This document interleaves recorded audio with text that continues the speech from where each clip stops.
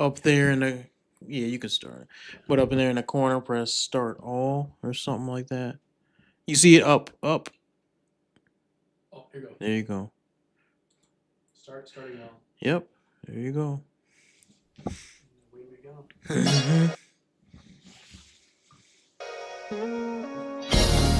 Memories of you, they're pulling me down. Echoes in my mind, can't leave them behind. Swamp donkey, monkey mouth, got me losing sleep. I'm haunted by your name. Caught up in this storm, my heart can't be tamed. Feeling trapped in time, reliving the pain. Yeah, yeah, yeah.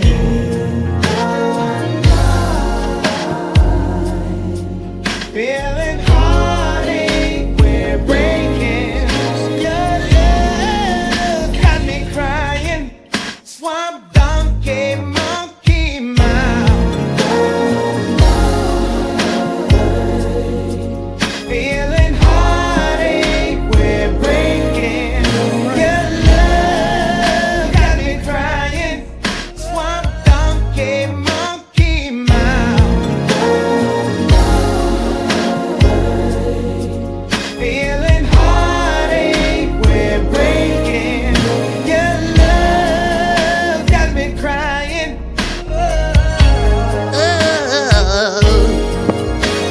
Shadows fall, memories fade, but I can't let go.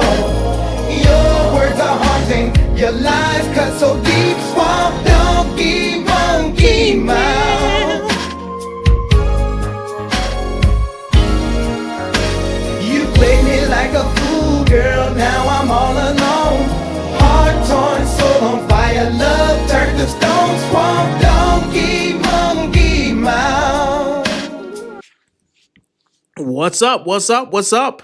It's your boy Jack Bravo. We still making sure everything is all right with me and Mr. Producer. We are live. This is the Righteous Edge. We want men to be masculine, Christian. Up, is it working? Not working? Uh-oh. Let me see if I hear anything on my end. We'll just do it. Still doing some checks.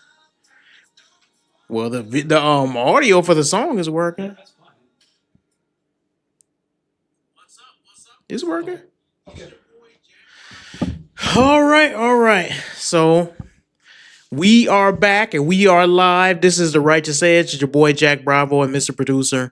What we want to do is cover a video that I did earlier this week, and I did some more research on it, and we had some audio issues with the video.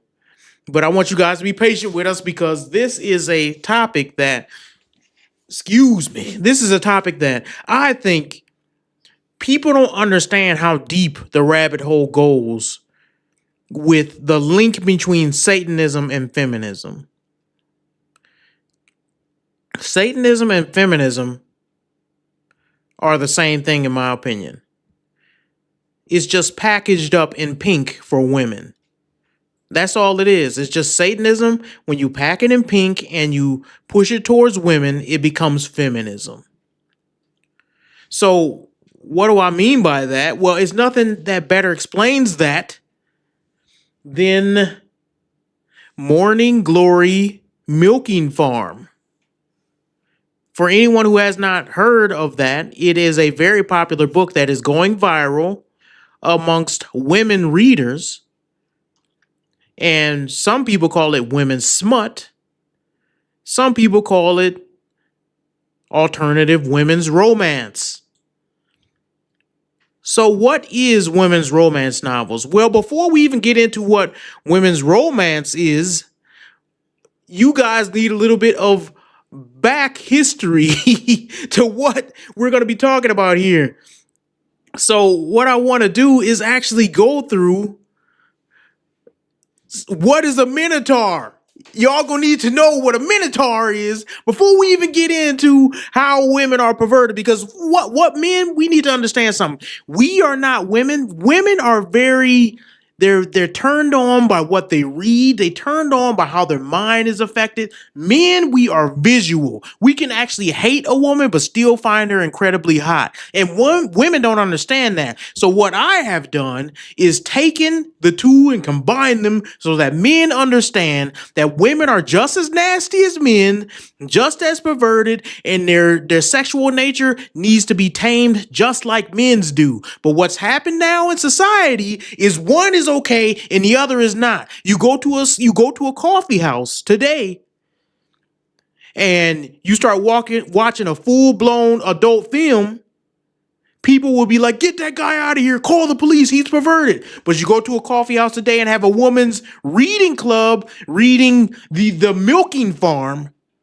No one will bat an eye. Both are equally as perverted. They have the same results. And what women need to understand is Satan is using this type of smut to get you to be perverted in your mind, just like he uses adult lace material and Instagram models and OF people to get men's mind perverted.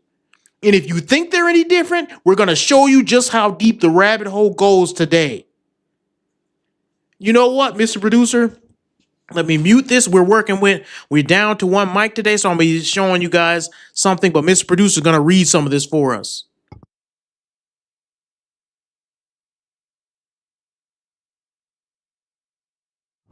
Okay, Jack. The Minotaur. Here we go.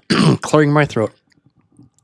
With the body of a powerfully built man and the head of a snarling bull, this creature stomps its hooves as if preparing to charge. Nothing holds a grudge like a Minotaur.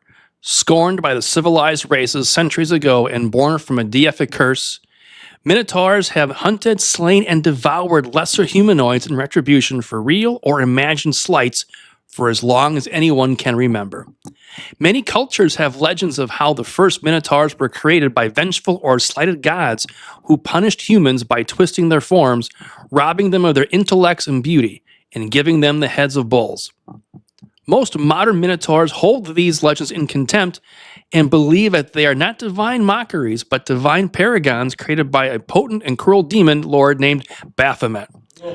A Minotaur stands more than 7 feet tall and weighs about 700 pounds.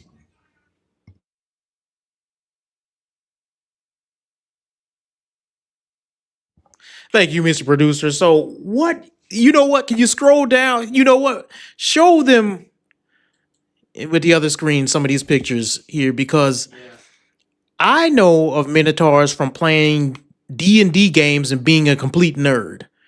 I'm not ashamed to say I'm a super big nerd. I like Pathfinders. I like Baldur's Gate. I like a lot of the like D&D based video games. And I know of Minotaurs. They're never good guys. They're usually these boss-like creatures that you got to use the whole party to take down. So that's a Minotaur for those who don't know. Can we scroll down and show them another picture? There, yeah, that one. That's a Minotaur, okay? Look at this muscular, hulking creature with a masculine, frame where he's like a humanoid type beast.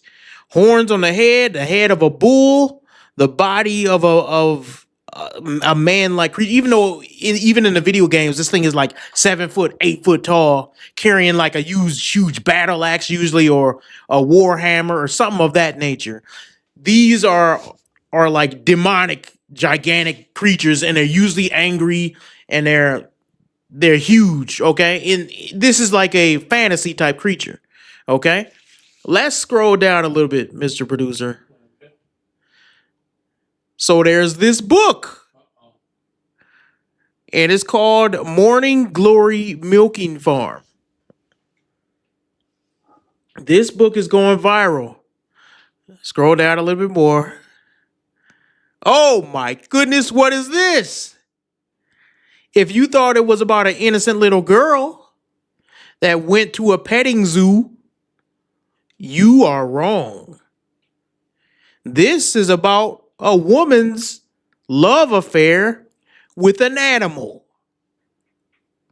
And for those who say, oh no, it's a fantasy creature, this is an animal. It has the face, horns, hair of a bull. It's a minotaur. It's a fantasy creature, but it's still an animal. That's not, this is bestiality. So let's just talk about some of the premise, and I'll read the summary, then I'll give it to you, Mr. Producer, to read the first review here. Morning Glory Milking Farm is a steamy, slow burn monster romance set in the quirky, monster integrated town of Cambric Creek. The story follows Violet, a relatable millennial in her mid-20s who is overeducated, buried in student loan debt. They're purposely trying to make this weird story where the woman is so relatable. She's just like you. Don't you understand? She's just like you. She's just like you. Oh, that's so me. I could be in the same situation. So here's the other thing. How you live in a fantasy world with minotaurs and you still got student loan debt? Y'all couldn't fantasize a world without student loan debt? You brought the worst of this world with you to the fantasy world? This is what y'all do? In a fantasy, y'all still got student loan debt? But we're going to see that they use these things to be relatable, and they also use these things so that you can have an excuse, a way out. I only did this perverted nonsense because of student loan debt. Women do this all the time. It's part of their sin nature. And those of y'all who know anything by now know the joke and the running joke and the theme of this whole year has been women running away from accountability. As if we just discovered they struggle with this. A man will take accountability and still be like, yeah, I did it. Women will take it to the death. They will not admit wrong. And part of it is in this. Student loan debt made her do it. Ladies and gentlemen, it wasn't her fault. So despite, all right, here we go. Buried in student loan debt, on the brink of moving back with her parents, the humanity.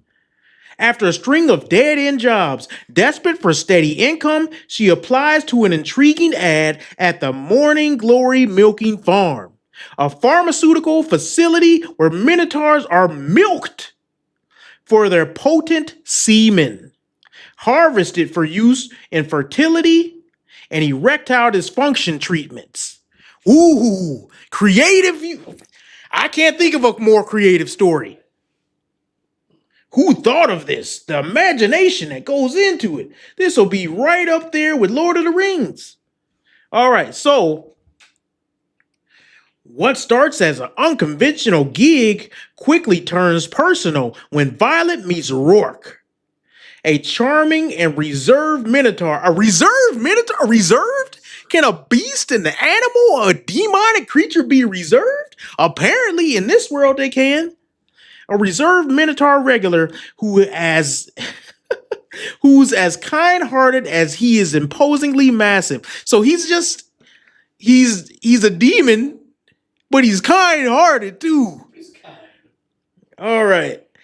As their flirtatious session evolves into a deeper connection, Violet navigates the workplace dynamics, self-doubt, and the thrill of interspecies attraction, bestiality. In a world where humans and monsters coexist, blending high-heat explicit scenes with wholesome humor. Wholesome? How does the word wholesome fit into this? Someone explain to me what wholesome means. Maybe I don't understand. Consent-focused intimacy. She's the bad guy. She's the rapist here. Consent-focused. He's an animal. If you didn't know, even if there was some type of humanoid animal, by nature, it would have to have a lower IQ than a human. Unless y'all live in some weird different fantasy. So she's the one that's taking advantage of the bull. The bull man.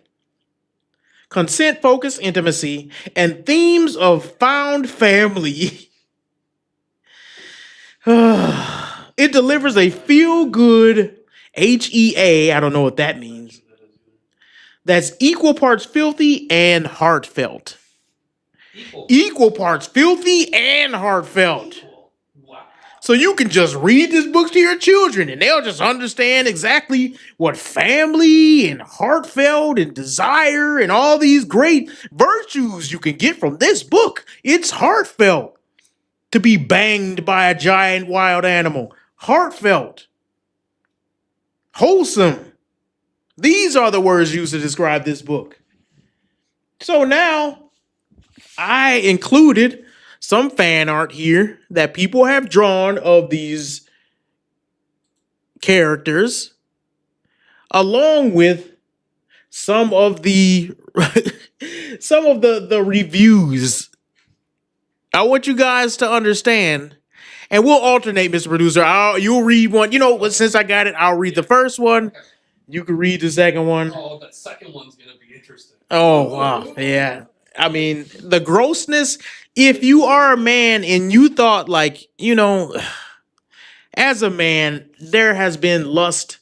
Every man has had lust in his heart where you like, man, I regret thinking that, man. That was a bad day. I shouldn't have looked at that on the internet. I shouldn't have delved into that way of thinking. This will make you as a man feel tame.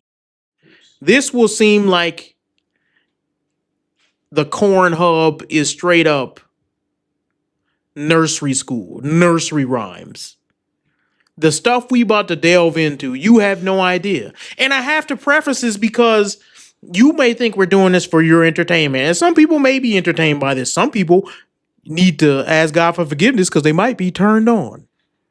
But I will tell you why we need to do this and why we need to look into this type of material, because Christians need to delve into the darkness and know what's out there. You may think, oh, my daughter just picked up a book from the library and it's totally innocent. What harm could come from a book? My daughter, or my son, in some instances, just joined a book club where they're reading steamy romance novels to get a women's perspective. And this is just totally innocent. Nothing can come wrong from reading a book, right? There can be nothing wrong from just people coming together and read a book. Books are innocent. What can words do? You would be 100% wrong, because Satan is using this medium to attack the women's psyche and make them just as perverted as men. So let me read this. From Reddit user Petite and Red Hen.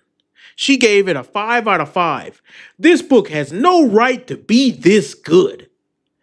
Y'all have me raving about Morning Glory Milking Farm since forever. She's hooked. I was totally hooked from the first paragraph. The storytelling and the world building is excellent. Not to mention, this is probably one of the hottest books I've ever read. I recommend it to three other people already, and definitely will be purchasing it. As you guys can see, their little zesty picture, they even found a way to make a bull look gay while he's gripping a woman's backside. That's one zesty bull, right? What in the world? Okay, so that's what women want. All right.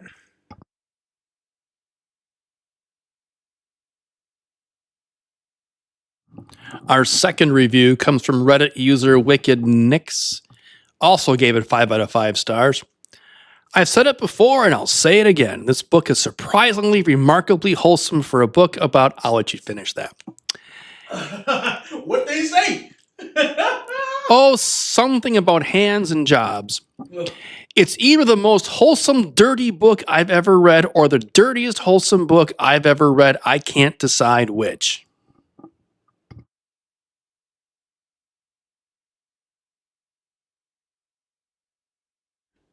Look at that picture of that bull. You see him? Scroll down a little bit. Why do they keep making the bull look zesty? Don't he look zesty to you? Yeah. He looks pretty gay. Mm-hmm. The hair in the front coming down. Yeah, they took a beast and made it gay. Anyways, so from Reddit user who deleted, can't see why they would delete anything. Why would they be ashamed? I love this book so much and have read it 5 times. It was literally my second monster romance book. This book was so cozy and wholesome. Wholesome again, the word wholesome. And I didn't even know I liked that. I have been searching for another one since. So these people, we're going to see, because y'all don't got the full story yet. See, we're building up to why this is so perverted, because we haven't even got to sections of the book that we're going to read. Just for you, I might just have Mr. Producer read all of that, because I can't have that type of thing coming out of my mouth. I might have Mr. Producer read it. You get to read it. Yeah, and he's doing it for you guys. That's right. Just to show you all the darkness. You know what? If that's the case, I'll read some more of these. From Reddit user Hikra11. I hated the original cover so much. I avoided it for ages, and then I gave it. Oh my gosh. I've read it 3 times now, and I can't wait for Rourke POV that comes out tomorrow. What? Okay. Please, someone tell me there's another book that's both as sweet and angsty, but also as filthy as this. I need it. Look at another zesty picture of the bull. All right. From Reddit user, Gravity Saleswoman. Of course, a saleswoman, a boss babe. Probably a hefty one at that, because I don't know. I just get this view that all the women that are attracted to these type of things are like gross. I maybe, and I'm sure they're not. I'm sure some of them are very attractive, and you would never ever guess that they be into this type of perversion. But I kind of got this view that all the feminists that read this type of garbage, because it is feminist nonsense. We're going to show you that too.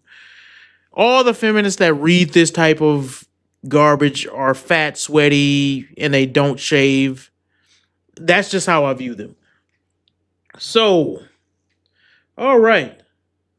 So wholesome. Wow. I was explaining to my friend how the book is so good that the entire premise doesn't seem strange at all. What is strange to you? Probably being married and having a family. Love this book so much. I think the secret lies how the town is written and how the MMC is written. The MMC is just a good guy. So kind and thoughtful. The writer's really talented. Look at this that they had to block out with an eggplant because people are drawing pictures of this bull person with his Johnson out. That's what women are drawing to get off to. Pictures like this where the bull has the Johnson out and staring at you menacingly. Menacingly. Staring at you. All right, so from Book Blogger. This book has it all. A bizarre but incredibly intriguing and well thought out plot line. A cast of wonderful characters, and many of whom I want to befriend. You're a pervert. Hide your kids, hide your wife. We found a pervert. A deliciously high heat, slow burn romance that'll keep you on your toes, and a small fictional town full of different species and some wild experiences. It's a monster mash. That's so lame. That's so cringy. Ugh. It's a monster mash. I can't even say that with a straight face. Oh, it's a monster mash, y'all. I'm ready to pack up my bags and move to Cambridge Creek. You really want to? Okay, so hide your horses and your dogs too. She wants to move here, a place where they milk monsters for semen. All right. Basically, this book is absolutely amazing. Oh my gosh, dude. I can't believe these people exist in the same world as I. This is why we, in the righteous age, we got to purge evil. We got to go out and find people like this and expose the light to the darkness. Ah, my eyes, My eyes, I'm melting. That's how they do when they expose to the truth of masculine Christianity. The true patriarch, the iron patriarchy. We will not stop because people like this are out there having fun with books like this, and I cannot have it. I cannot fathom living in a world with such people. All right. Here we go. From Goodreads user Sincerely Smut. You see what she likes. She gave it a 5 out of 5. I never imagined a steamy minotaur milking monster effing story could also be so soft and sweet. We're going to talk about the duality that women search for too, and why that keeps coming up, that they're so enthralled that it's wholesome and it's smutty, it's dirty and it's clean. They like that duality for a reason. And we're going to tell you why that is for those who do not understand female psychology. I do. I'm an expert at it. You're not. I am. I can't say I'm an expert, but I have been married for 19 years since the past week. Yep, our anniversary was last week. So what I can say is I understand it more than most people. Why women want stuff like this. So, anyways, she says, I mean, yes, there's a lot of joke. I can't even read this sentence.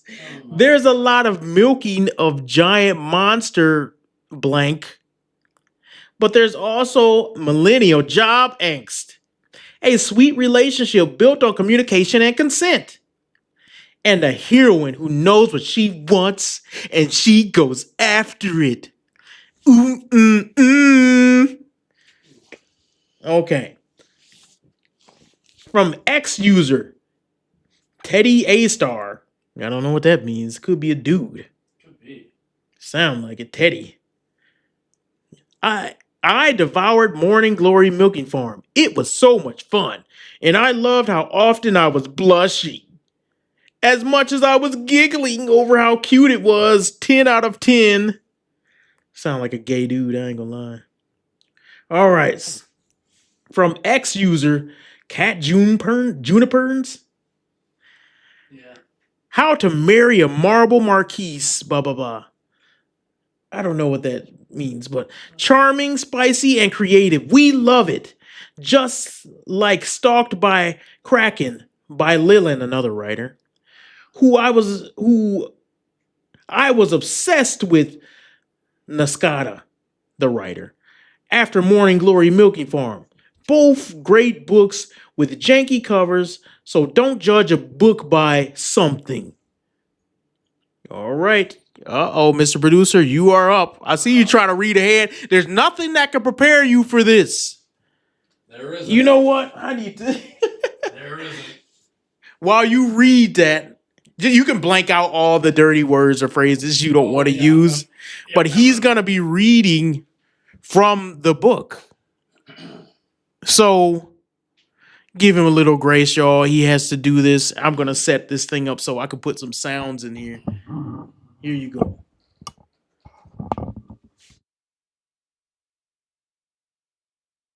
My fine Shakespearean tone here. From the book. I'll take care of this pretty little blank anytime you want, sweetheart. Anytime she wants to be licked, I'll be here to lick it. Oh my gosh, I can't even finish that one. I can show you a face. Oh man. Eating this is going to be my new favorite meal. Anytime she wants to be stuffed with my fat bull blank, I'll be here to blank you so good you won't be able to remember your own name. I'm going to spoil you rotten, Violet. I'm going to spoil this blank every way I can. All you need to do is tell me what you need. Oh boy, it just gets better, doesn't it? Oh, yeah, I'm kind of like this guy in the picture now. She was going to come very soon at this rate, orgasming in public, unable to control herself. Who knew what she'd do next in her frenzied state? I'm sorry, officer, I didn't mean to fillet this minotaur in the middle of the dining room. But you see, he's been playing so blank hard to get that I snapped. Yeah, that's my. I'm ready to hurl at the moment here. There's nothing gentlemanly about the way I'm going to. You, sweetheart. You're making it very hard to be a gentleman, he repeated, standing over where she sat on the edge of the bed, thighs parted. Is that the only thing that's hard? All hoping for an invite because deep down it's every girl's fantasy to be blanked by the big bad wolf. Gross. That's one way to put it. Violet wanted to be caught in his downpour, wanted to be drenched by him. I feel like I'm an Athenian sacrifice. His responding chuckle was a rumble against her breasts as he covered her. You know what happened to these sacrifices, right? What did they teach you in your human schools? That the Minotaur ate all of the tributes? That's true, but not the way you think.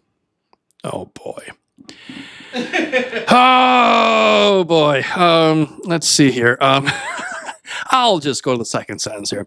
I want you to squeeze me until it's a permanent shape of me because it's the only blank that's ever going to make you scream like this again.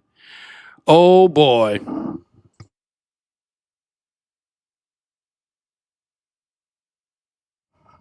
Thank you, Mr. Producer, for enduring that for us.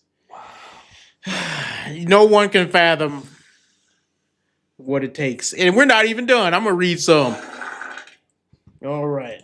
Yeah, that was perfect. Right into the bucket there, yes. Oh, wow. So, did we read the second to last one? I read this one. Okay, I'll read the one below that. Yeah, the one just before the guy's about to vomit. Yeah. I want you to blank on my tongue, he ordered in his CEO voice. As she'd suspected from the very beginning, she was helpless to obey. You're going to blank first, sweetheart. Always against my mouth. Understand? Here's another excerpt from the book. She should have let go. Violet knew that. Told herself she ought to do so immediately. She was hypnotized by the way his heavy blank throbbed as he blanked. Each blank of his blank into the milking machine, originating beneath her fingertips. She began to squeeze them in time, helping him to empty every drop. This is what they're reading, y'all. This is what they're reading. Y'all don't think that's nasty? Y'all don't think that's gross that this woman is having a straight up affair and sexually enticed by an animal, and they continue to describe not only his genitals, but his love juice that comes out of it. And she's just enthralled with every part of this. Here's the thing that's kind of gross about that. A lot of women that's reading this type of nonsense, they're married. You don't have to fantasize. You can just go to your husband and do these type of things. But no, they want to read about it because they know it's wrong. And part of the fantasy is having something you're not supposed to have. That's part of the fantasy of the whole nonsense. That's part of why it has to be some creature. It can't be a man. There's other reasons why it can't be a man too. Well, you know what? We might as well get into it right now. Part of the psychology is feminism has taught women that men are evil. And because men are evil, having an attraction to men is not healthy. Doing anything for a man is not healthy. Sexually pleasing a man is not healthy to a feminist. So what do they have to do with their desires? Because here's the thing about women. You can try to tell women not to be attracted to men, and they will not want to admit that they want a man to take control, to grab them by the hair. They want a man to throw them on the bed. They want a man to lift them up and show his strength. They want a man to be stern, but also soft with them. They want a man to be gentle, but also strong. They want a man to be dangerous, but also meek and gentle with them. All these things are aspects of a man. But since, according to feminism, having an attraction to a man is so evil, they have to replace that. And they don't know how to do that because they want some creature. They think in their head, I want a creature that's strong, stronger than me. I want a creature that's, man, he could be dangerous. I would be attracted to that. I also want a creature that takes control, that sometimes is erratic, that has to be tamed. I'm going to burst your bubble, ladies. That's called a man. A man is who God put you there to be a helpmeet to, that you're supposed to give him the soft, feminine energy to balance him out. My wife, sometimes when I come home from work, she's the one that balances me out, that grounds me, that tames me, that makes me not see the world as such an angry place where I got to fight everybody. She's the one who does that.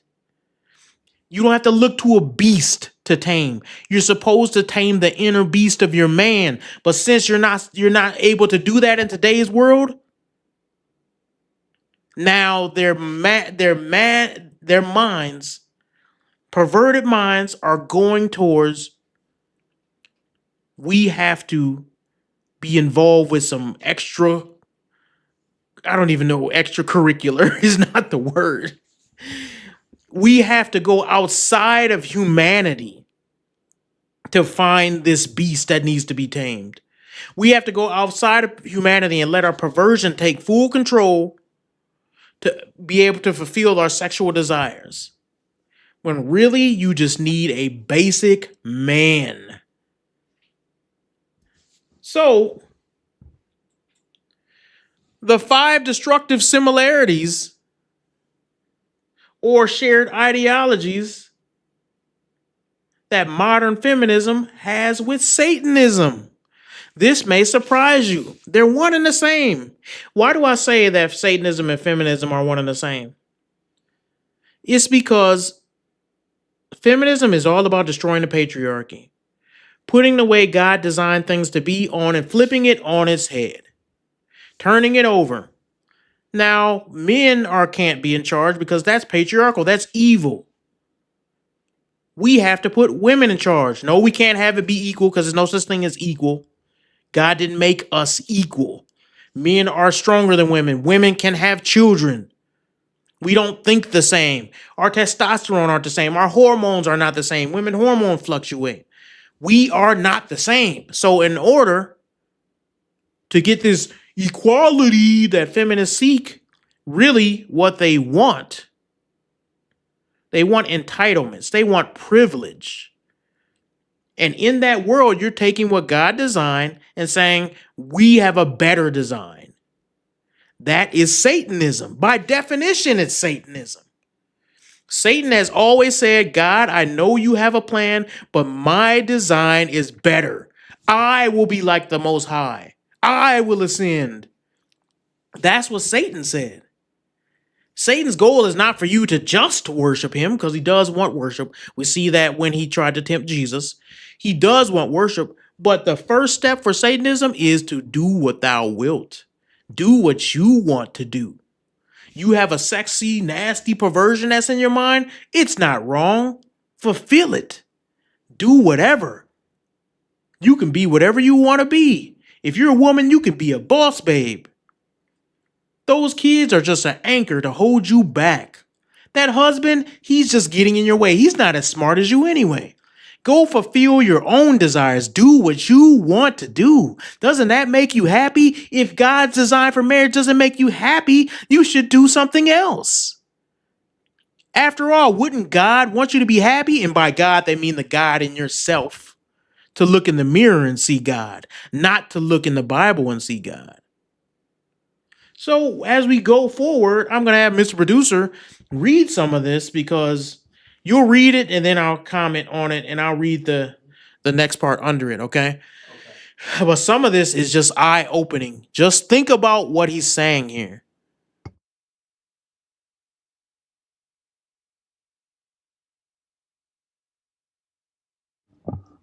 Should we cover the satanic rebellion against God's order? Okay, yep. So modern feminism, like LaVeyan Satanism, glorifies outright defiance of the divine authority, portraying Lucifer as the heroic liberator, smashing the chains of biblical male headship. This destructive ideology echoes the serpent's temptation in Eden, urging women to reject submission to husbands as outlined in Ephesians 5:22-24. As detailed in Per Faxneld's Satanic Feminism, 19th century feminists reconceptualized Lucifer as a feminist ally against patriarchal tyranny, turning Satan's fall into a blueprint for upending God's family structure. It's a venomous assault on the Creator's design, where feminism's empowerment is just code for eternal war on Christian hierarchy. You know what? You can read the section underneath that too. Okay. It's just short. This is about a book called Iron Widow. Iron Widow by, oh boy, I'm just, Jay Zhao. Satanic Rebellion Against God's Patriarchal Order. In a dystopian empire mimicking divine male hierarchy, a grieving girl hijacks the system by piloting war mechs with slain boys' brains, forging a vengeful polyharem to shatter the patriarchal throne. Raw defiance of godly order turned erotic uprising. Yeah.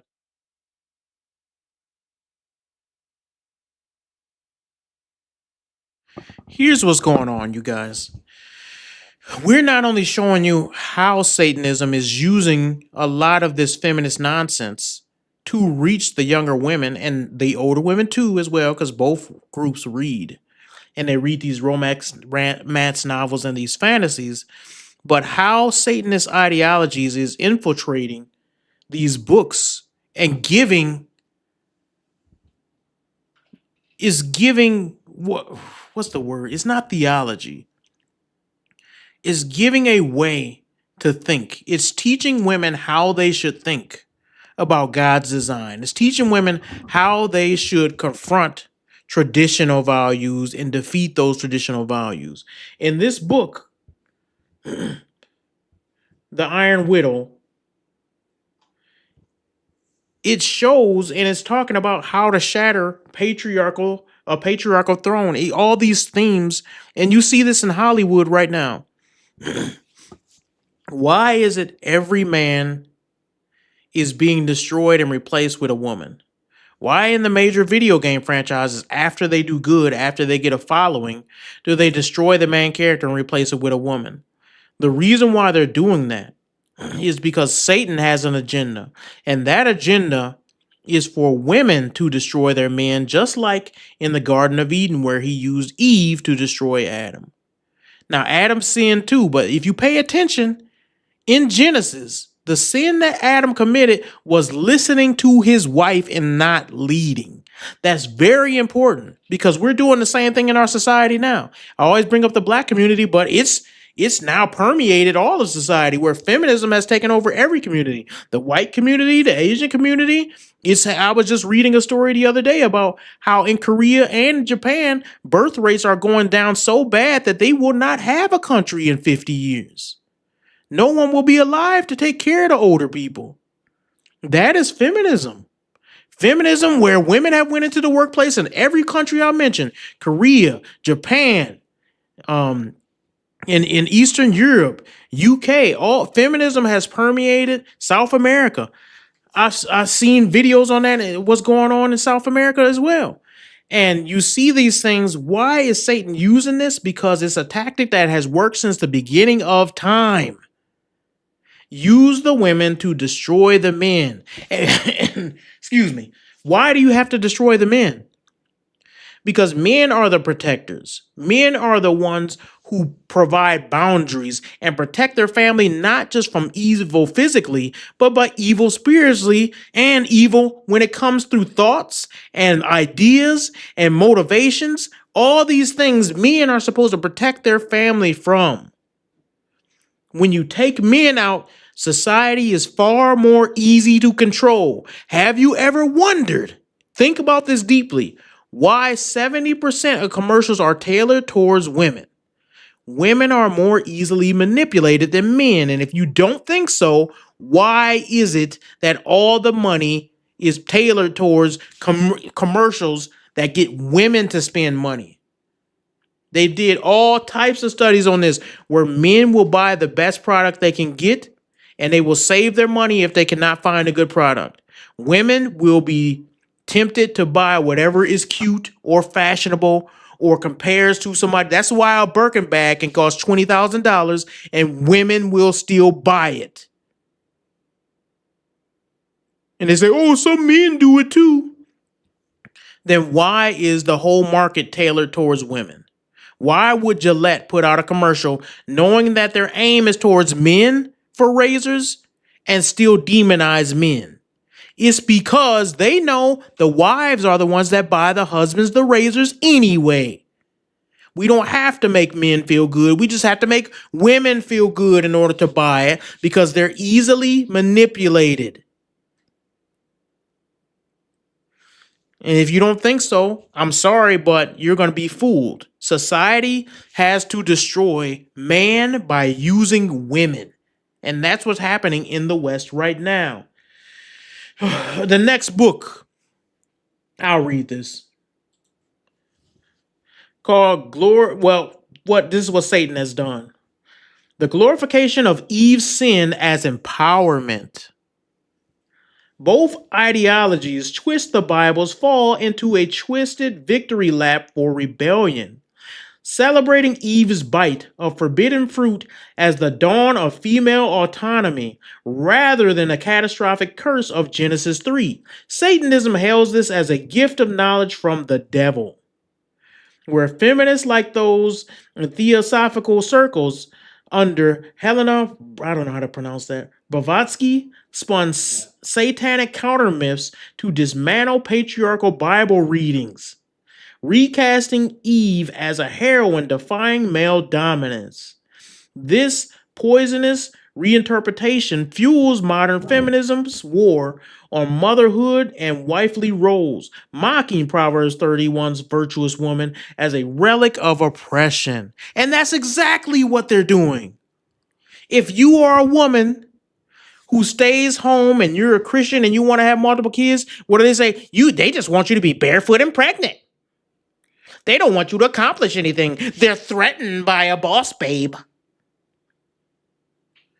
They do not want you to understand that a woman gets most of her joy, most of her fulfillment, most of her purpose in life by submitting to her husband and going out of her way to please and provide for her family in the way that women can only do.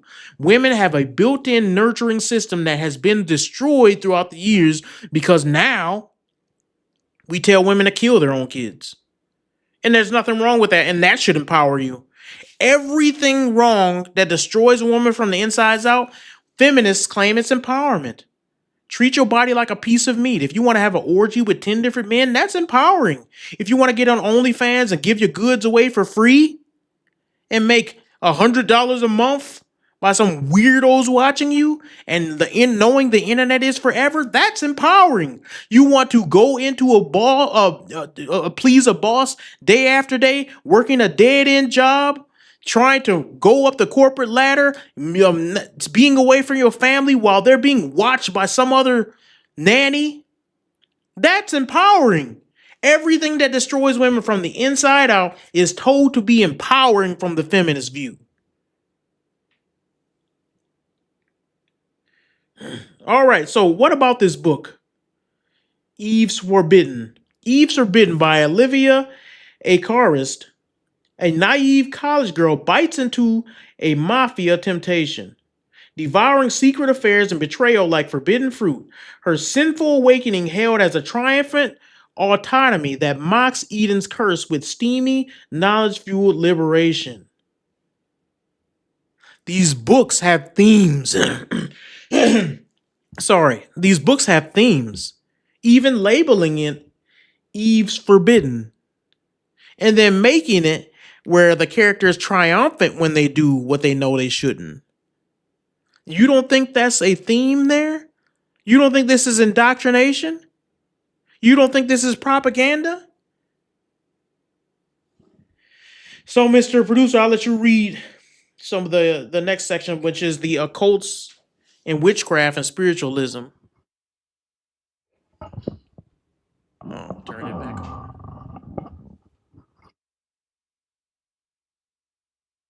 All right. The occult roots in witchcraft and spiritualism. Feminism's founding mothers dove headfirst into demonic occultism, drawing ideology from spiritualism and theosophy to brew a cauldron of anti-Christian sorcery that rejects Jesus Christ's lordship over gender roles. Leaders like Blavatsky, who founded theosophy with its Luciferian vibes, championed women's rights while scorning traditional religion as a patriarchal scam. Victoria Woodhull, the Mrs. Satan of suffrage, Mrs. Satan, embraced her demonic nickname in spiritualist spirits to push free love, a satanic perversion of marriage vows in 1 Corinthians 7. Today's feminist witches revel in this heritage, wielding spells against the cross like blunt weapons of spiritual sabotage.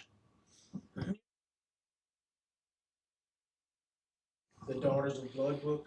Oh yeah, so this is from Anne Bishop, the daughter of the blood, daughter of the blood by Anne Bishop. Amid a hellish realm of spiritual torment, a prophesied witch child summons demonic forces and weaves erotic pacts with shadowy lovers, channeling theosophical sorcery to topple religious tyrants in a haze of ritualistic lust. Should I continue? Or do you want to go on with? You know what? You can read the next one. Okay.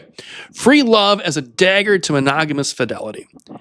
Echoing Satan's license for unchecked lust, modern feminism peddles sexual anarchy, free love, polyamory, and abortion rights as liberation from the oppressive biblical blueprint of one man, one woman in covenant, Genesis 2:24.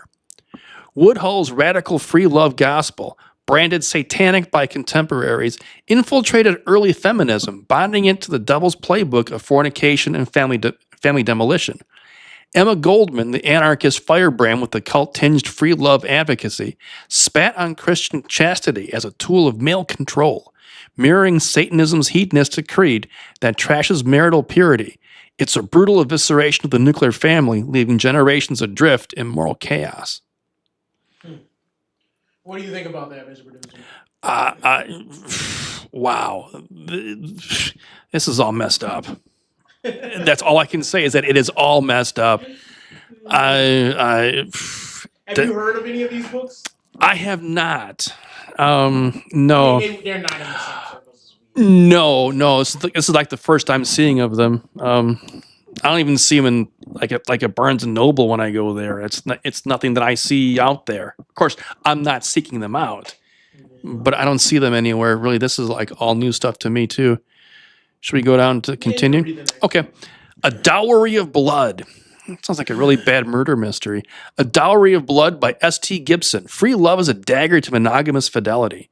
A devoted concubine in an immortal vampire's polycoven unravels through orgiastic betrayals and fluid desires, championing carnal multiplicity as holy war on biblical unions, dripping with unchecked hedonism. Good grief. There's a lot to read here. This is like a word salad. Reclamation of Lilith and witch archetypes as anti-Christian warfare. Feminism and Satanism unite in idolizing Lilith, the Bible's unspoken demoness, as a feminist icon of infanticide and marital revolt, directly assaulting the sacred patriarchy of fatherly protection in Deuteronomy 22. Victorian poet Matilde Blind, a feminist voice, described as a bond to Satan as the spark of revolution, while modern radicals embrace witchcraft as a middle finger to church fathers who burned witches for defying male rule. This shared occult fetish turns the witch hunt into a badge of honor, a savage crusade to bury conservative Christian values under layers of pagan spite and gender-bending heresy. All right, I think that's... Wow, that's Lilith. Yeah, I've had enough of her.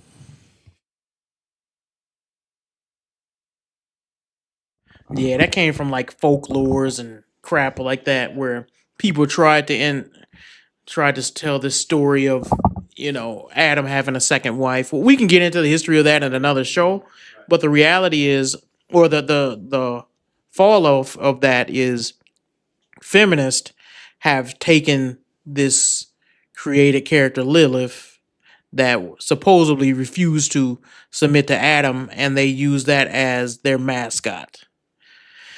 So it goes to show you the hearts that they have. And before we even close out this section, one thing to be learned as a woman is you are not immune to falling into perversion. You're not immune to falling into lust. There's many women who are just into pornography just as bad as the men are. And there are a lot of women who, though, don't believe society's lies that tell you that, oh, that's a man problem. What I've figured out is that men do struggle, and pretty much every man I know struggle with lust. We've done videos on that and how to confront that. But then part of the problem in the church nowadays, especially the Western society, is we look at women as sugar and spice and everything nice, and we don't see them as sinning the same way that men do. And we look at men as the evil ones, and women are just taken advantage of, and they're innocent, and somebody must have corrupted her. The reality is women are just as perverted as men, just as evil. The stuff they're into is just as sick and twisted, and it needs to be confronted. It needs to be confronted because this is a perversion. This is degeneracy.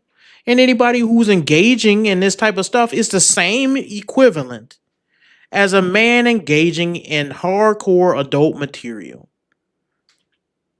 Every man who has looked at adult material, who has been confronted with that, you are confronted with absolute perversion and degeneracy. And most of us who have a conscience still left feel ashamed by after we view things like that. We feel ashamed because we know that's not the way God intended for sexuality to be. We know that a woman will never come to your house in a nurse outfit and have a threesome with you and your wife. We know that people don't get stuck in the washing machine that much. We know these things, but we know that the perversion is what drives people to do these and view these videos and create this nonsense. And it's because we have a selfish, fleshly desire to fulfill our own lusts that we view these things. And we are ashamed when we view them. Most men are. Some men act like they are not. And you know what? That's sad because you seared your conscience with a hot iron at that point. But what really bothers me is when I went online and talked and looked for instances of people talking about Morning Glory Milking Farm, women are ranting and raving. They just can't get enough. They talk about how wholesome and the virtues that's in it. And then you read some of the excerpts and see how perverted it actually is. It goes to show you that the world has not held women accountable and the church has let women down by not confronting their sin.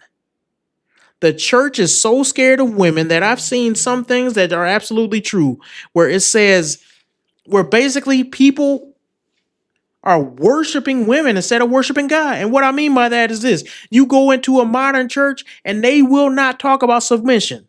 They will talk about mutual submission and how you should treat your wife. But don't you dare tell a woman that she should obey you as unto the Lord, even though that's exactly what the word of God says. Don't you dare tell a woman that you have the last say and that you and your house will follow the Lord whether she's with you or not. Don't you dare tell somebody, as Job said, woman, you speak as one of the foolish women speak. He told his wife that, and he was rightfully saying that. You can't dare say those things. And the thing about it is, the reason why our churches today give into this, oh, to be a Christian is to be nice. To be a Christian is not to say anything mean. To be a Christian is to not tell people the truth because the truth might hurt people's feelings and you're not supposed to be offensive. The reason why we give in to that is because we've given in to feminism. Feminism tells us that every attribute about being a man, being strong, going after justice, having zeal, having righteous passion. All these things are attributes of God as well. Why do we ignore the attributes of God that are masculine, but we only embrace the attributes of God that are feminine? Because we have adopted feminism in the church and we've let it control us to the point where now you can't even correct a woman because her feelings got hurt. And you should watch how you say that next time. How about this? Shut up and read the Bible. Shut up and obey Jesus Christ. He was not nice all the time. The things he said to the women at the well wasn't nice. But was it true? We need to elevate truth above niceness. In fact, niceness shouldn't even play a role into it. Kindness, but guess what? You could be kind and blunt. You could be kind and tell the truth. You can be kind and give people the consequences of their action. You can be kind and let people deal with whatever comes next. And what I mean by that is sometimes when you're kind, that don't mean that you don't defend yourself. Sometimes when you kind, it don't mean that you don't offend somebody. Jesus called himself the stone of offense. So stop elevating this fake Christianity and acting as if you can't confront women when they're doing wrong. Women need more than anything masculine men. They're not going to hold each other accountable. So if you're waiting for them to do that, they're not going to do it. It's not even in their nature. I've seen women sit around a table and tell a woman who with a 200 body count that there's a good man waiting out there for her. And I'll be thinking, why would you punish that good man by burdening him with this whore? But the women, if you say that, no, you're so cruel, you shouldn't. If you're waiting for women to hold each other accountable, no, it's not in their nature to do that. Men have to do it, and that's why I'm going to do it. So with that, we can go to the next section, which is, we don't got to pull it up yet, Mr. Producer, but you can get the video ready because this is a topic where I heard two creators discussing something that was very interesting to me. And for those who know, there's a creator named Myron from Fresh and Fit. And then there's a creator named Sneeko. And I have followed both of these two people in the past. I think both of them has had insanely intelligent takes at sometimes, and then on other times both insanely stupid takes. I wouldn't mind discussing with them because I'm the type of person that if I was face to face, I would tell you the same thing. Too many men are not like that anymore, where they'll become friends with somebody or they look up to somebody, and then when they talk to them, they can't let them know what wrong they have done or stupid takes they've had. I think Myron is insanely obsessed with Jews right now, but yeah, I think that also Sneeko has dived headfirst and drunk the Muslim Kool-Aid. But this is what I'll say good about both of them. Sneeko, he is very artistic, and some of his best videos from his past were when he did interviews and things like that. And I think they were very well thought out, very well done, film great. I think he could do a great movie if he just had the chance. That's the artistic type mind that he has. Then Myron, he is also pretty articulate, smarter than people give him credit for. He's been doing a couple debates. I think he's upping his debate skills recently, so he's been doing better with that. And he also is very he knows his stats of the things. He knows his stats and facts of the things that it has a real big interest in. So he's big into the history of the Middle East and stuff like that. And he knows a lot of war history too. So he's pretty good with a lot of those stats. And so I wouldn't mind discussing with these people one day, but we got to get up there first. I don't have no followers yet, so they wouldn't pay me no mind. And I understand it. That's part of the game. Why talk to nobody, right? But I'm still going to talk about their conversation because I thought it was very interesting. And what they were discussing is Muslims in America. And so let's play part of that video, Mr. Producer. And if you could just turn your headphones as so relevant is if they believe in Jesus as their Lord and Savior, that makes them a The Christian. Protestants criticize That's the what it Catholics is. for praying to Mary. See, that's arguments within I'll be themselves, asking but you to pause in this, general, too. they're all Christians because they all believe in Jesus. There's different, Yeah, like, but by like your Muslims, logic- for example, right? There's Sunnis and there's Shia. Shia, but we don't look at them differently with our faith. Honestly, we really don't. I kind They of pray in the same mosque. They do some funny shit praying on rocks. That's not all true. But they pray in the same mosque in general. Sometimes there's some Shia mosques, but They can pray alongside. by us, your my point. logic, they're not considered kuffars. They're not considered kafirs. They're just misguided. Sunnis, by what your we look logic, at them. then only Protestant Christians should be the non-guests in America if it was founded by Protestant Christians. All right, this because is they're all a Christians. misunderstanding I look from at them all as Sneeko. Christians, denominations. You want to This is pause it really real why quick? Sneeko is like purposely misunderstanding Christian theology. He's been, and here's the thing why I don't have much mercy on him for this. He's been talked to by some of the greatest Christians debaters ever. He's been confronted by, I believe God Logic has had a conversation with him. Great young man, very good on his theology. He's had a conversation with Andrew Wilson. He's had conversations with other Christians and apologetics. He just does not understand Christianity at all. And he's on the side of the Muslims, and I don't know why, because logically, the Quran, logically, Islam can't hold a candle to Christianity. It cannot. I don't have any fear saying that. I know I might get hate for saying that. I don't care, because I got to stand up for what's true. And this is a part of my problem with Myron, too. He need to come along to Christianity, because he knows the Islam is a bunch of nonsense. It is not a religion of peace. It has no logic in it. People, every time they debate Christians, they get utterly destroyed because the truth, when confronted with a lie, the truth will always win. And so he's trying to act like Christians aren't on the same page when it comes to Catholics and Protestants. But here's the thing. We disagree on things y'all wouldn't even care about. For instance, the sacraments. Do y'all even know what the seven sacraments are? Do y'all even know what veneration is? Do y'all even know what a lot of the things we and Catholics would even disagree on are? Y'all would think they were so petty. But to us, they mean a lot. But I would consider a Catholic, for a lot of Catholics, Christian brothers. Yeah, we disagree with infant baptism. And we disagree with things like the Pope. That's a big one. But in terms of does salvation come from Jesus Christ and Jesus Christ alone, many Catholics would agree with that statement. We can continue. The whole separation of church and state was to avoid that problem, fights between themselves. So they literally instructed that in place to deal with that very problem you're talking about, which is like the different sects in Christianity. Okay. That's why that's why the separation of church and state was instilled, was to keep Baptists, Protestants, Catholics, and all these other guys from fighting each other, because this is the problem that they had in England with the Catholic Church and everything so you else. believe Here, we're let's pause guests that in for our a own second. country.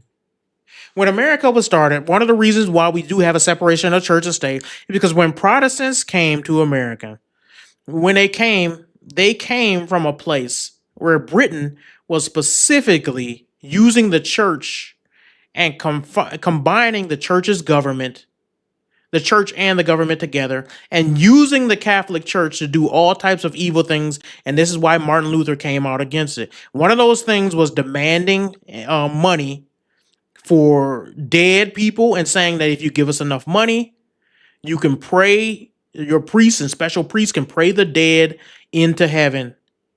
That they did things like that. They were demanding all types of, if you read throughout history, the amount of things that they did, I don't even see how any Catholic can defend some of the things they were doing as a Catholic Church. It was just nothing biblical about it. It was a lot of it was money based. The Catholic Church would take property for themselves and do all types of crazy stuff that was biblically unfounded. And if you challenged them, you were considered heretical and put to death. So when people wanted to worship as they please, when America was founded, they said, no, we're not going to have that again.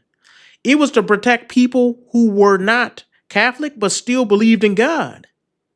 It wasn't like people think where it was like, oh, we just want to be able to have church, not be able to have any say on government. No, that's not what it was, because even when United States was founded, every state had their own specific church and their own specific doctrine that they believed in.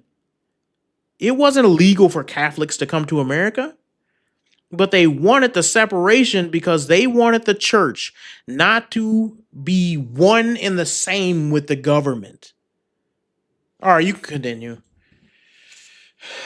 And I that- believe as Muslims, we are guests in America. Yes, We are because America is not a Muslim country like Saudi Arabia, like Egypt, like Sudan, like UAE, like Qatar. These are Muslim countries. When we go there, we respect and we don't say a word. When we were in Dubai, we had jalabiyas on.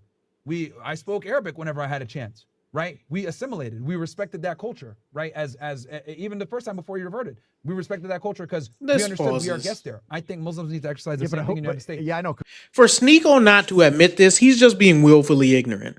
When you go to a Muslim country, you better believe, you better respect Islam. Draw a picture of Muhammad and see how they treat you. Draw a picture of Jesus and people will forgive you and not make a big deal out of it. But if you act for 1 second that going to a country where everyone is a Muslim, where it's 90% Muslim, you're going to be treated with respect if you're a Christian, you're just lying. If you're trying to act, because Sneeko trying to act like, well, you know what? Let's just see what he says. He's going to go into more detail here. Because we're literally visiting Dubai. Yeah. I was born here. Like, what do you? It doesn't. Yeah, but the Islamic faith, we're American citizens, but the Islamic faith is not. There's nothing. I mean, you're just making up. You want to pause it? We're 1% of the population. No. America was founded on Christian principles. America was founded on Christian principles. You could argue that it's not a Christian country now. And in some cases, I would agree that it is far less Christian than it was during the founding, but the founding of it was on Christian principles. When you talk about the Bill of Rights, when you talk about all of our documents, they all came from Christian principles and were formed by Christian principles. And our writers of our Declaration of Independence, all these things, the people who founded this country, most of them went to seminary. They studied Christian theology, not atheistic theology or secular crap. They were Christian. It's all winded through our theology and how our country works. Even our justice system is based on Christian principles. And if you want to sit up here and act like, you should be able to be a Muslim and come into the country and do whatever Muslims do whatever country they're from, that's very disrespectful to our Christian principles. We don't have to respect every religion the same. Even the fact that we let people from all different walks of life is a Christian principle. It's Christian principle in the Old Testament too, where the sojourner, the person who comes, as long as they obey back then the Jewish customs and the Jewish law, the Gentile could live amongst the Jewish people if they worshiped like them, if they respected their God. But in Muslims, their country, you not only have to worship Muhammad, you have to do everything. You got to dress like, you got to cover your women like they do. You got to pray 5 times like they do. And if you don't, many countries have a penalty of death if you do not bow down and worship Islam. So let's continue. That in itself proves that this is not a Muslim country. You can single out anybody and say that they're a minority to some extent.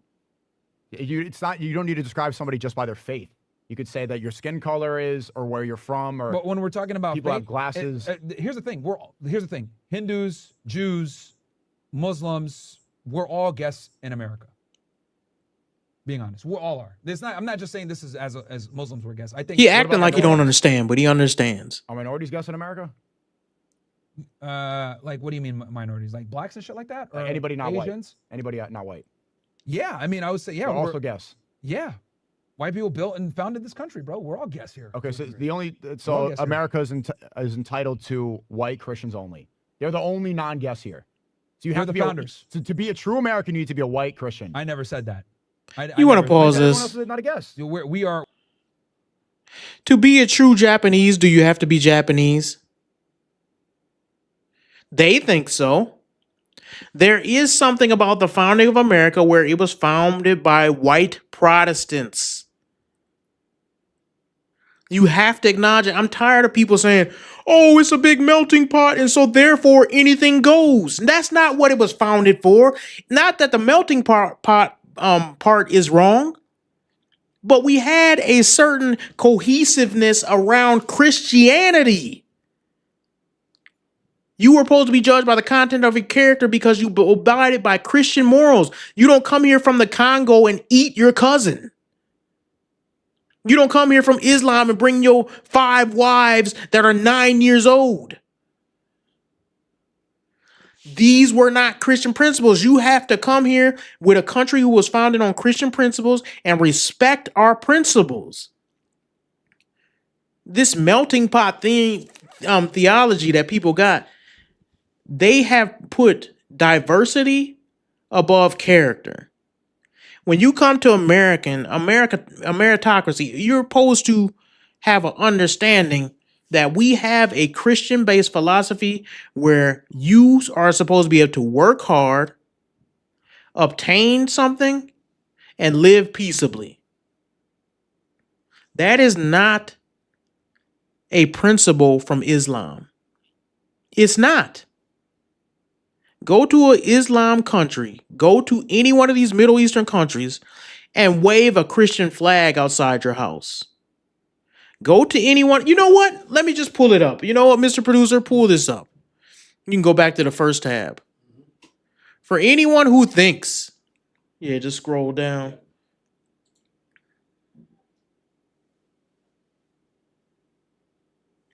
You want to just, you know what? I'll read this. Based on documented reports, here are 10 of the most recent targeted assassinations, individual killings, excluding mass attacks of Christians by Muslims or Islamic extremists, compiled on global incidents starting from mid-2025 backwards. These draw from a chronological list of verified terrorist attacks focused on faith-motivated murders. Each of these entries include dates, locations, victim details, circumstances, and perpetrators where known. Note that such incidents are often underreported, particularly in conflict zones, and verification relies on eyewitness accounts and local monitoring groups. October 10th, 2025, in Syria, a Christian vegetable trader was shot at close range and brutally murdered by Islamic militants in target faith-based attacks. The victim was singled out due to his religious identity amid rising sectarian violence in the region. Tell me where that has happened the other way around. Oh, is that a one-off thing? You know what? Before we even go forward, let's go back to that video. Because Sneeko is trying to act like, oh, well, you'll see. You'll see where he's going with this. We are Americans, but we are guests here because we did not found this country. We're Americans, but like we're not the, I guess, original Americans. Okay, so what about Europeans, like people with second-generation Europeans who came here? Well, I'm talking about like the people here that like their family's been here for generations, fought in the Revolutionary Wars, whatever. Okay, so if I'm a white guy and my parents immigrated here after World War II, and I'm a white Christian, and my parents are from Germany, right? And you came here after World War II. Am I a guest? I would say from a framer's perspective, if you came like you were here in the 1700s, like if you have lineage back to like the colonial individuals. What is that, like 5% of the country? Probably not as much, yeah. I mean, probably so not. everyone's a guest here. You want to pause this? A lot, yeah. So Basically, what he's trying to say is there is a base foundational culture.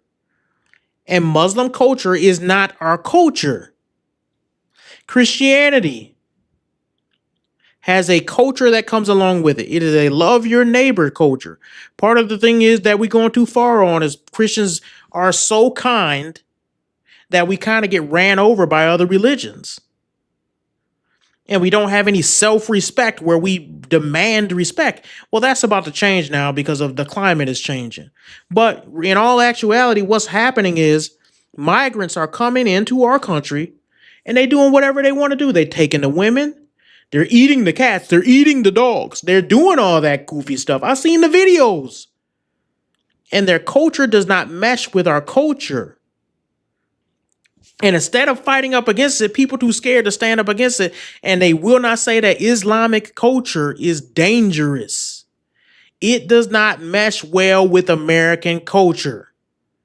The reason why is because their ideas on women are different. Thinking they're worth 1/3 of a man. Thinking that you can marry someone as young as 6 as Muhammad did Aisha. Thinking that you can beat your wife if she just disagrees with you. Thinking that women shouldn't be allowed to drive. I might agree with that one. I ain't gonna lie. Thinking that women should not be allowed to drive. Thinking that women shouldn't even be able to get any education. Proverbs talks about the righteous woman in Proverbs 31, a wise woman who goes out. She's educated. She works, but she works towards the home. She works with her children. She's a nurturer. She doesn't just go out and become a boss babe. She actually builds back into the home. She makes a house a home is what she does. So there's a balance there that Islam does not have. Christianity and Islam do not mesh. For all these people who are saying, it's the Jews who are the real problem, think again. I'll put it this way, and people will not like this, and I don't care. Everyone who is not Christian is an enemy of Christianity. From Judaism, who don't believe that Jesus is the Messiah, to the Islamists who think that they have to kill you in order to get you to bend to their will, to the Buddhists who think you can reach nirvana. All of them are enemies of Christianity. And here's the thing, we're not on your side. People were like, oh, Muslims and Christians got to team up against the Jews. Shut up, you idiot. Muslims are killing us by the millions if they could. And dude, are you serious? The most persecution comes from Muslim to Christian. They have no regard for Christians. Don't believe that they're on your side and it's all Abrahamic faiths. Get that crap out of here. You're not on our side when every country where y'all rule, y'all kill us. You're not our friends. Oh, you don't believe us? Let's go to the next one. Mr. Producer, pull up the Nope. We'll go back to the first tab. Yep. And then just scroll down.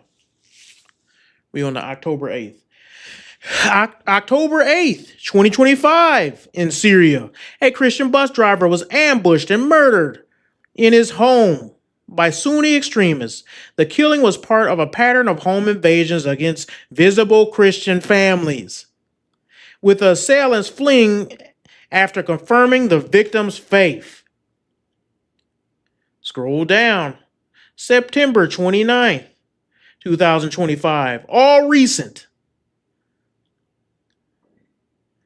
In Makamia, an Islamic State affiliated group captured a Christian man during a raid, interrogated him about his faith, and beheaded him as punishment for refusing to convert. The execution was filmed and circulated as propaganda. Show me where Christians are gathering up a Muslim in Christian countries and beheading him. Show me one. These people try to act like, oh, we can live amongst you peacefully. No, you can't, because when y'all rule, y'all kill us. This is not up for debate. Islam is a religion of peace, except where Islam is not, which is everywhere that Islam is. And then if you say something like that, they'll kill you. These people are not our friends. They need to be saved by the only thing that can save, which is the blood of Jesus Christ. And if you thought I was done naming off stories, I have a bunch more. If you act like those people The Islam is, there's some that can live amongst you peacefully. In fact, there's quite a few that can. But when you get down to their ideology and what the Quran says and then what they believe about holy wars and how they can totally justify themselves blowing themselves up and people do not come out and condemn them. They jumped up and down in the streets when 9/11 happened. Yes, Islam did. The Islamic countries did. Death to America, they were chanting. When you put all that together and then you say, yeah, we can live amongst these people. No, we can't. You want to go back to that video where they're discussing? Which country is it? It's just those 5% of people? I would say it's America is a white majority Christian country, and we are guests here. Yeah, that's what I would say. So, yeah. so the only That's what it is. so 95% of people here are guests. Yeah, dude. Nowadays, yeah, with the 95% mass of immigration, yeah, you're right. Yeah, 95% of people. a lot of them, yeah, a lot of them are guests. Okay, so then And this is why we have a lot of the problems we have, because we have all these people coming in, bringing their cultures, not assimilating, not learning language. Yep. Like New York City, I'll give you an example. New York City is a perfect example. New York City is the definition of a melting pot. You got people from the Caribbean, from Africa. it's always been that way. From well, That's just like the 40s predominantly. it's been but it's Even before more, that, it's always been- even more so now. With the Ellis Island, the turn of the century, it's always had Of course, some- and it's always the Statue of Liberty. Give us your week and whatever. Cool, whatever. But the point I'm trying to make is like New York City is a perfect example of like why this multiculturalism, mass multiculturalism, He's doesn't right. work a lot of the time. You want to Like, pause I think that? New York City's a failed city. It's really safe. Sweden had this phrase, I believe it was Sweden, talk about diversity is our strength. Diversity is a terrible idea when you don't have people assimilate to your culture. A terrible idea. You bring people from the Congo here, you bring people from sub-Saharan Africa, you bring people from the Middle East, you bring people from somewhere deep in South America. You bring people from China, and you will have the quickest way of war, killing, and murder. Because these cultures don't mix. And here's what liberals have indoctrinated people not to say. Certain cultures are better than others. And I'm going to tell you which ones are better. Christian cultures. Every nation that is a Christian nation. I believe Poland declared himself a Christian nation. Way better than any of these atheistic places like China. You have way more freedom in a Christian nation. Everybody is coming here. They're not going to these Islamic places. Only place that Islam got is Dubai. Dubai. A smart man once called it. Tommy Sotomayor calls it Dubai, where people go to get doo-dooed on. That's the best place that the Muslims got, and that's the only one. Saudi Arabia is decent too. But if you think about it, the places that people are fighting tooth and nail to get to are Western countries founded on Christian principles. And why is that? Because we believe in peace. We believe the money you make, the government shouldn't steal it from you. Every place in Africa, as soon as a leader get put up, they get killed and put down. We have a system of organization where people can live and let live. You can live in peace and not have to worry about a band of roaming idiots breaking into your house, taking your wife, and declaring that he has to be a Muslim or she has to be a Muslim. We have some rule of law here. That's why it should break your heart as a Christian when you see in places in the Midwest, they trying to incorporate Sharia law because they have a bunch of people from Muslim countries. Do you know what that means? Y'all have no idea the dangers that we bring when we have people that refuse to assimilate to American culture. And Sneeko trying to act like just because he's a Muslim now, that Islam can do no wrong. Well, if you think Islam can do no wrong, let's continue. Let's go back to the list. September 26, In Pakistan, a young Christian laborer was beaten to death by a mob of Muslim extremists after a dispute escalated into accusations of blasphemy. Tell me a Christian country where Christians gather around and beat somebody for blasphemy. It happens all the time. The attackers used sticks and bricks, targeting him specifically for his religious background. In a predominantly Muslim village. Oh, so peaceful. September 10th, 2025. In France, a disabled Christian man was stabbed to death in a park after weeks of Islamic threats demanding he renounce his faith. The perpetrators, a radicalized individual, confessed to the motive as a religious purification. September 9th, 2025, in Syria, a Christian detainee died from injuries after 15 days of torture in a Sunni extremist prison, where he was held for practicing his faith openly. Guards beat him repeatedly before his body was dumped outside. We'll pause for the rest and go back to this conversation where they trying to act as if everything is equal. Safe. This is the least amount of crime we've had in a while. Bro, New This York summer. City, Oh, Summer- please. that's fine, but How like, is it a New York- failed city? It's a great city. He's talking about New York. What do you? But based on what? I metric? think it's a failed city. Crime metrics, dirtiness, cost of living has been going through the roof as the decades pass. New York I think New York City's a sucks. failed city, bro. And I think So when was New York City? and if it were not for its historic and premier position as a major city in the United States, it The would rats are be bigger than devastating cats further. there. So when was New York not failed? 'Cause in the 70s, there were prostitutes all over Times Square. Yeah. Drugs were worse. Crime was worse. Giuliani did, fix a lot of that stuff. up, Giuliani and did fix a lot. The The mafia- 90s was actually the most. 1990 was the most murders. Okay, ever. the mafia was running it in the 50s. So it was by that. it What's was his failed point then? with this? This is like a red I herring. think it was better here. than it is now. Yeah, Okay. I think it was better than, because here's the thing, right? So here's the difference. When the mafia was running things and they were involved in crime or whatever, they were killing each other, right? They were like killing each other, like other made guys. Hey, you have a problem with this family, whatever. Yeah, the violence sucked and everything else like that. But it isn't like now. Like now, it's worse because you're like getting. Well, the 70s was the worst. Here's decade another for thing. Pause crime. this. But I think New York City has gotten worse. Part of the reason why it is so much worse now is because all we did is change the classification of crimes. Every major city, especially the blue cities, they didn't go down in crime. They just classified crime differently. Instead of felonies, they just bumped everything down to a misdemeanor. Stabbing somebody is a misdemeanor in some of these places now because they don't want to classify it as a felony because they know that they're getting pushback from the mayor, from the governor to say, listen, I'm not going to get reelected if we don't go down in these murder numbers. So anybody you find dead from stab wounds, we just can't tell what happened. He just died naturally. This happens in every major city. They just reclassify crimes so that the city will not look as bad as it is. We just got more educated in how we hide how bad things actually are now.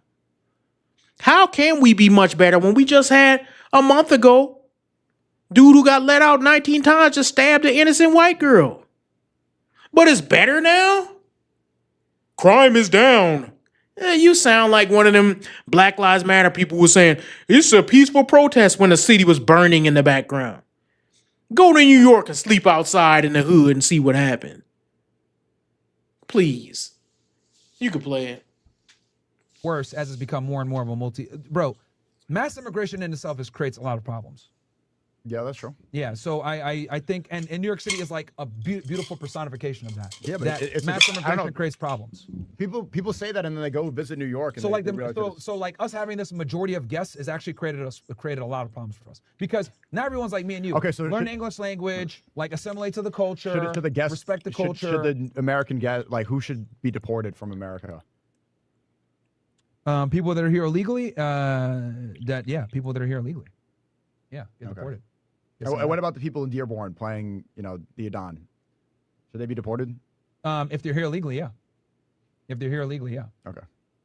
But my thing is, like, I don't think it's fair to the other residents of Dearborn to play the Adhan multiple times a day just because you enjoy a slight majority. It's only like 50, Yes. 60% Muslim majority there. Myron is right excuse here, me, let me man. rephrase. It's 50, 60% Arabs and people from North Africa, which you can assume 90% of them are going to be Muslim. So you can assume that it's a slight majority. I don't think it's fair to the other 40% in the United States that they have to deal with listening to Adhan 5 times a day. You know what? I Pause don't this think real that's quick. fair. Yeah, I mean, just to go back Myron to, is like, right, because and part of if I had ever had a discussion with Myron, one of the things I would challenge him on is he needs to just hurry up and become a Christian.